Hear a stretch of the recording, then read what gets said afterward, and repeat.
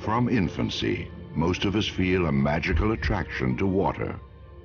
For 9 months before we are born, we live in water. Like the sea, many believe is the origin of all life. The sea many spend their lives trying to get back to. My name is Jacques Mayol. In my youth, my friends and I began freediving in the Mediterranean Sea, diving as deep as we could while holding our breath. Freediving is as old as humanity. Our earliest ancestors brought back food and pearls from the shallows.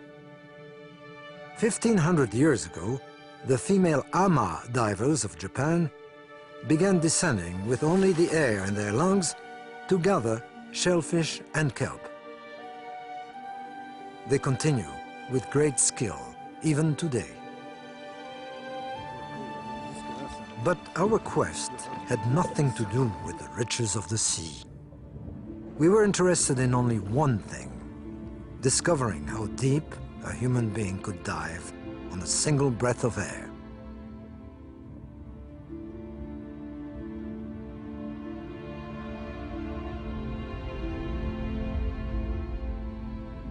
Our kind of diving challenge had begun about 1950 as a competition among spear fishermen in Italy. Scientists then believed the man would be crushed to death below 30 meters. By 1965, a rivalry for world records had begun between Enzo Maiorca and myself. For 20 years, we drove each other deeper. In those days, we had no specific rules. We used whatever means possible to descend farther into the sea. We were challenging a totally unknown world. We were lucky to survive. Some of our friends did not. Eventually, using heavy weights, we both passed the seemingly impossible barrier of 100 meters. Almost 330 feet. As Enzo Maiorca made a record dive in 1967, a Cuban boy named Pipin Ferreras watched in amazement.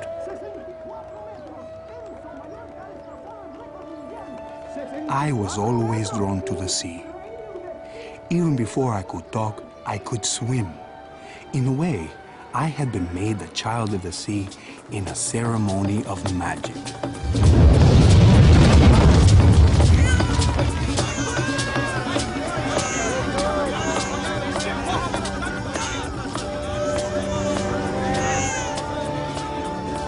I was a sickly baby, so a god of health, Olokun, was invoked to protect me.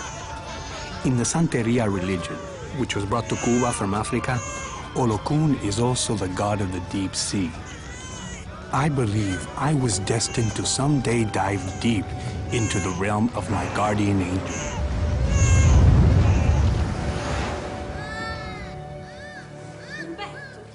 While Pipin dreamed of the ocean, on the other side of the world, there was a little Italian boy named Umberto Pellizzari who hated water.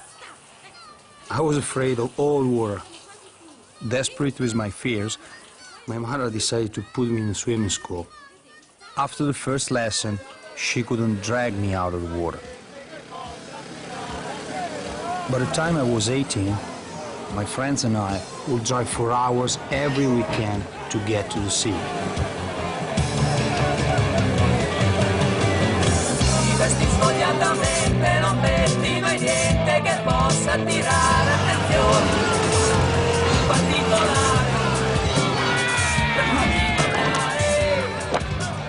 There is nothing we love so much as free diving.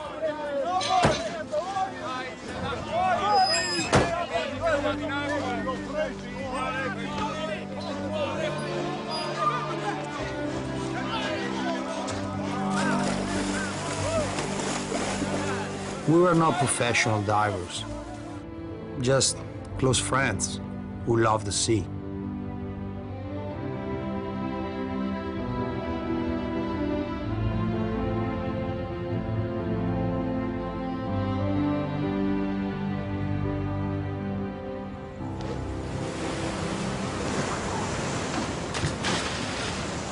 me, spearing fish while freediving was the only way to make a living in Cuba.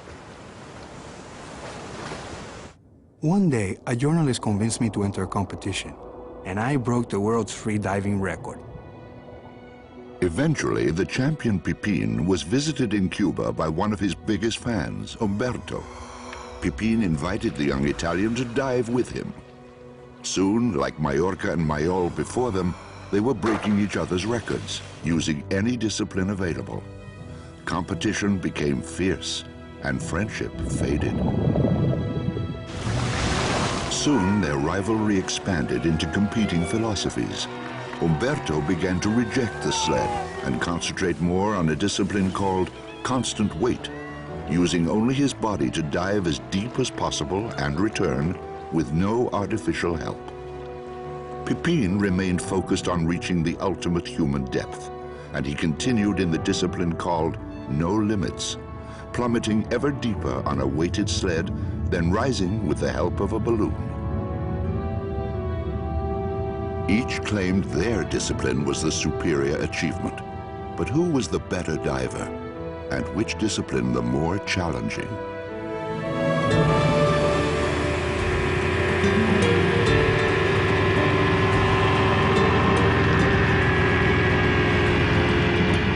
Now each prepares for an unprecedented and seemingly impossible record dive.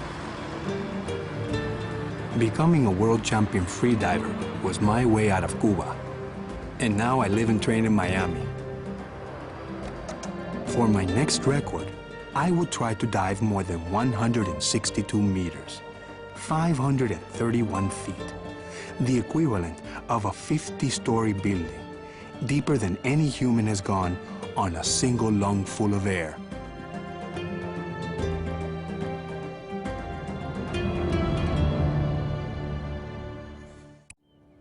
My mentor, Jacques Mayol, told me to use pranayama yoga to focus my mind and spirit before a record dive. To go as deep as I hope to go, I know that concentration and meditation will be critical. But I also know that I have to be in the best shape of my life.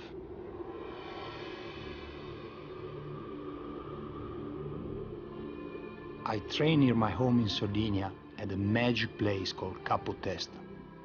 Here, the rocks and the ocean give me energy, make me feel as though I could dive to the bottom of the deepest sea.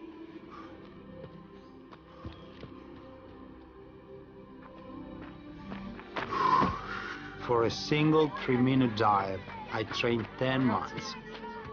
It's hard work, but I want to reach 80 meters, more than 262 feet, using only my legs and fins. No one has ever done that.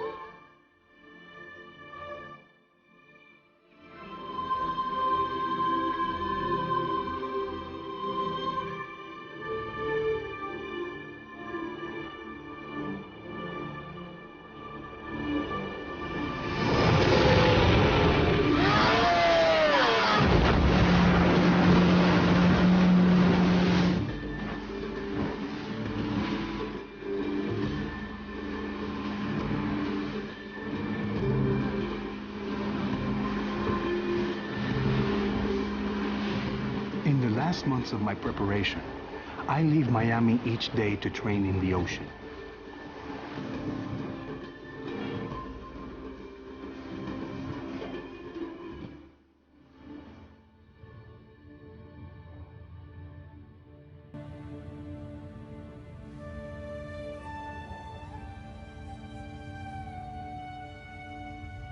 I like to dive with sharks. For me, they're not monsters, but companions. They represent self-confidence and power.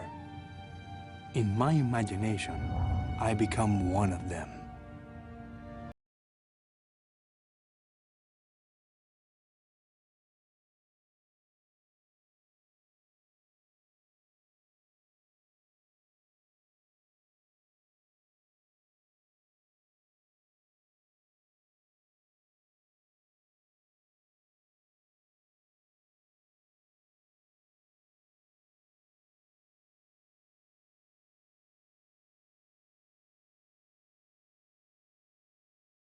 First challenge is convincing my body that oxygen is unnecessary. Some of the best competitive free divers can hold their breath for nearly 8 minutes.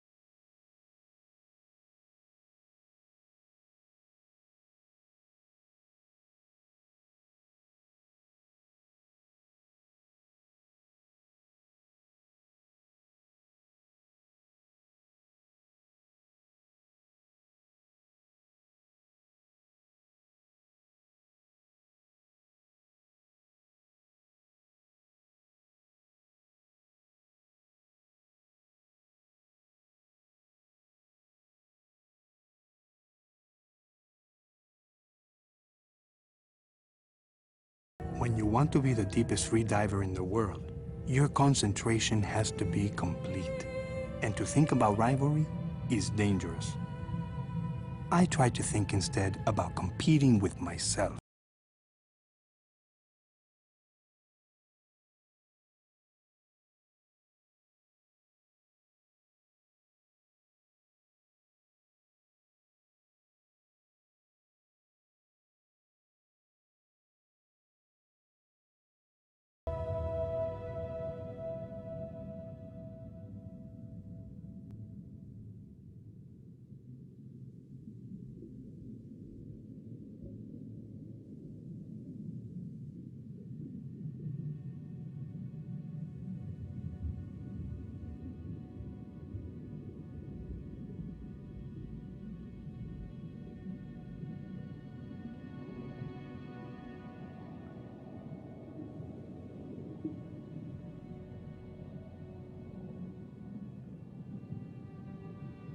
I choose constant weights because to me it's the purest form of free diving. A diver on a sled has only to hold his breath and equalize his ears. But in constant weights, there's no artificial help. It's just me and the ocean.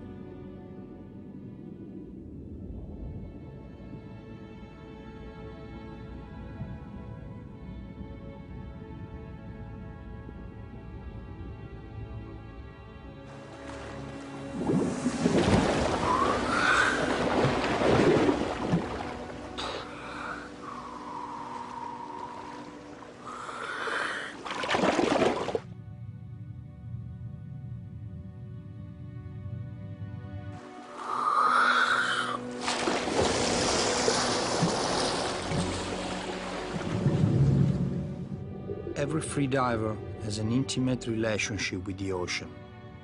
The ocean is like a god to the free diver.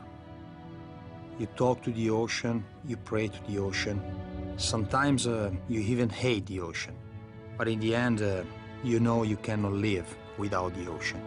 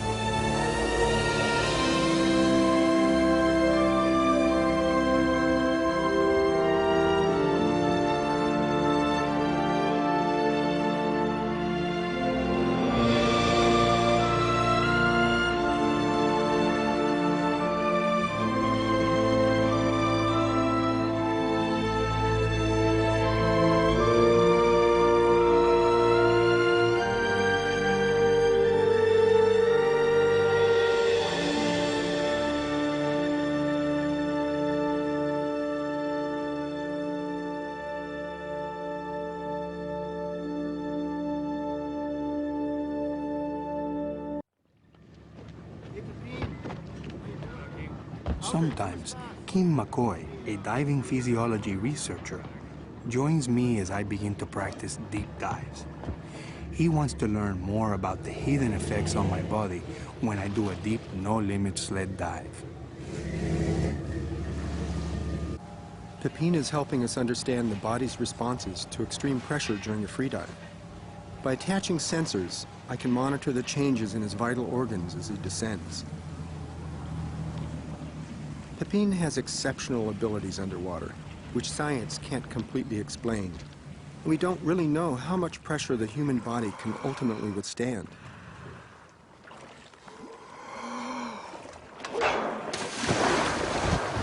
Immediately, Pepin's heart rate begins to slow, which conserves oxygen, a diving reflex we humans share with marine mammals.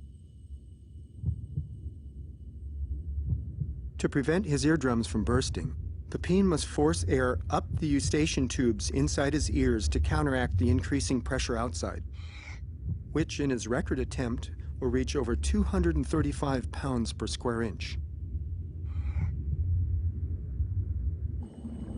As the water gets colder and the pressure builds, the stresses are immense. Pepin's body goes into survival mode and a blood shift begins.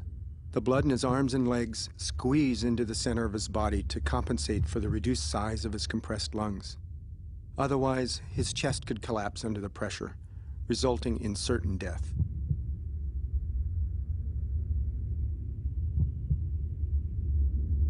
On deep dives, Pepin's heart rate slows to only 14 beats per minute.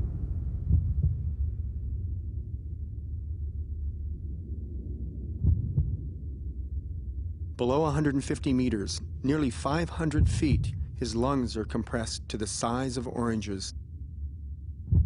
His heart is pushed to the side and upward by the massive pressures. Ironically, most freediving deaths are the result of shallow water blackout, which occurs when a diver stays too long at depth. If he does, the oxygen level in his blood drops too low during ascent, and it's lights out.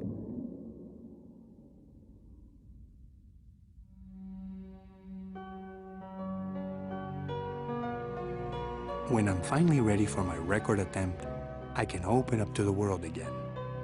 And then I relax by diving with my wife, Audrey.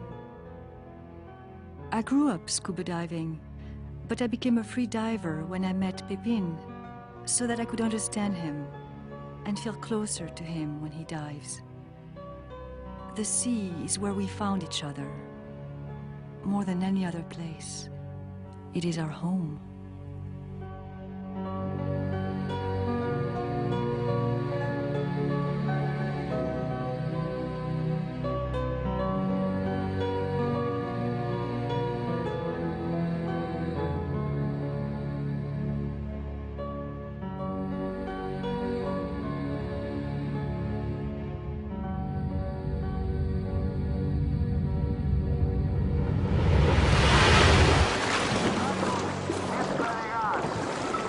As Pepin prepares for his record dive, McCoy readies the instrument that will verify his depth.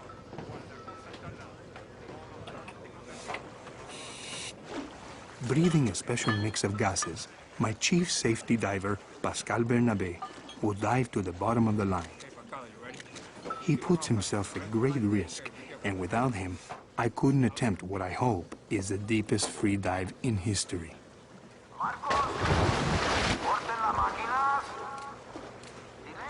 Many of my friends have died free diving, and I accept that my life could end on any dive. Before I enter the water, I ask Olokun to protect me and open the doors of his blue abyss.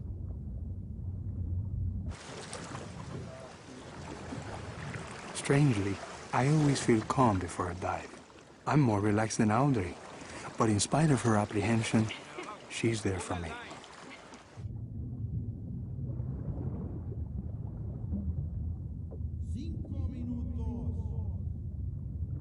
5 minutes before my dive, I send the safety divers down. On scuba, they can remain at depth only a short time to avoid the bends. Now, there is no time for indecision or delay.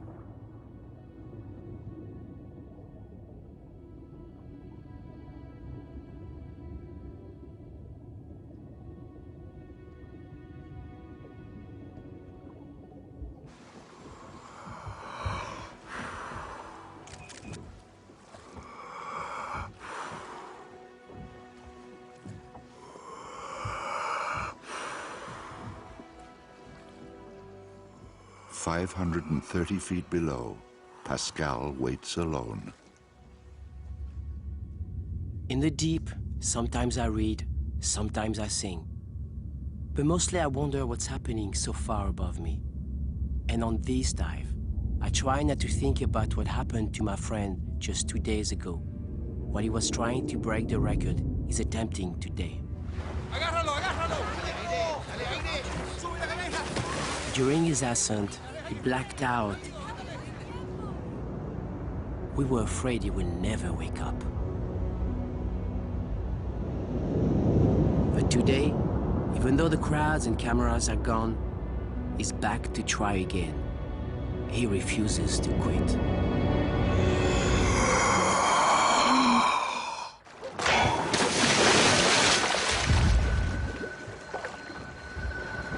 For 3 minutes, Pepin disappears. I hold the line tightly to feel a connection to him, to imagine in every vibration what he's going through.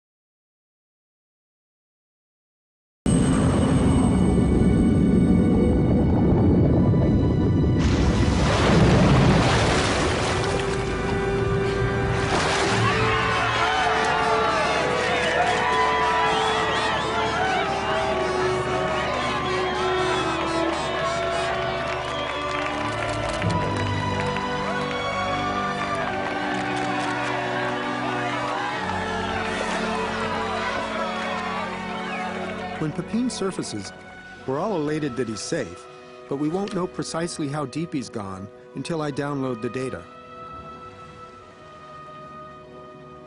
162 meters.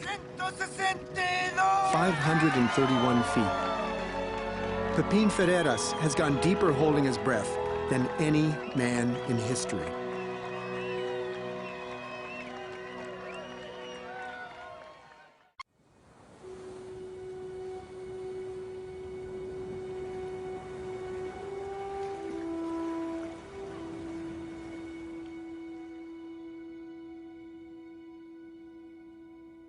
On the day of a record, the outside world doesn't exist for me. I'm completely within myself.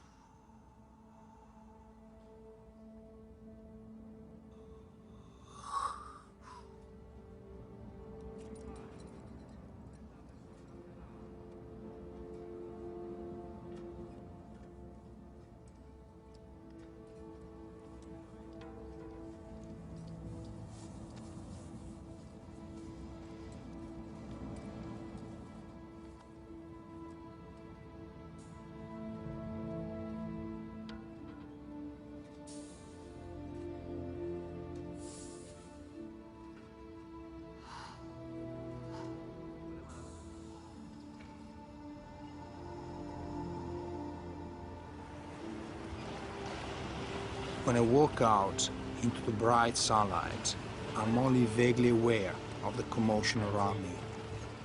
In my mind, I'm already in the sea. The key to achieving a constant world record is efficiency. During the dive, I have to conserve every molecule of oxygen in my body by being completely streamlined and absolutely calm. Every movement I make, even every thought I have, will use up precious oxygen.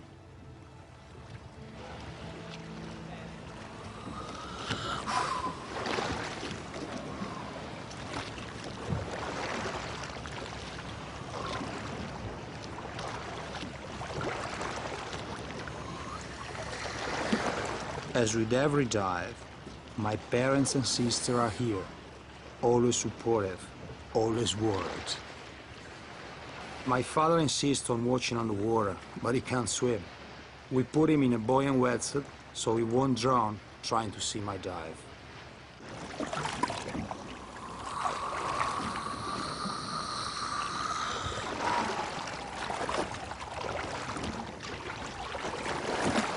In the last minutes, I imagine the entire dive ahead.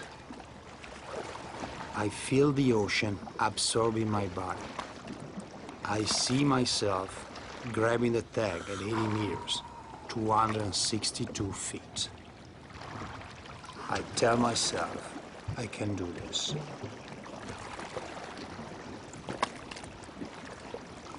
When I'm finally prepared, I've already succeeded in my mind. I've already descended into the blue infinity below, following the guideline I can touch only at the bottom. I signal for the final 5-minute countdown. Now the safety divers descend. These last 5 minutes seem like 5 seconds.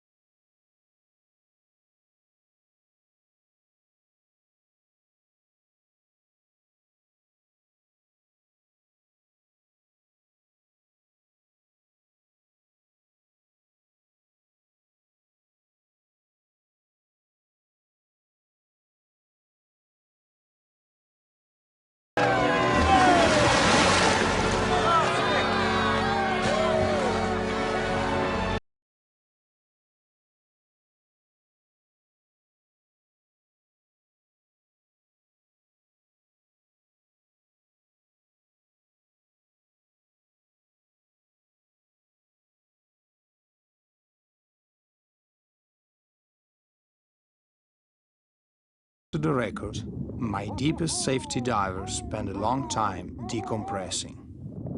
They're my brothers, and they share in the risks. But they can't share in the celebration above. So I bring the party down to them.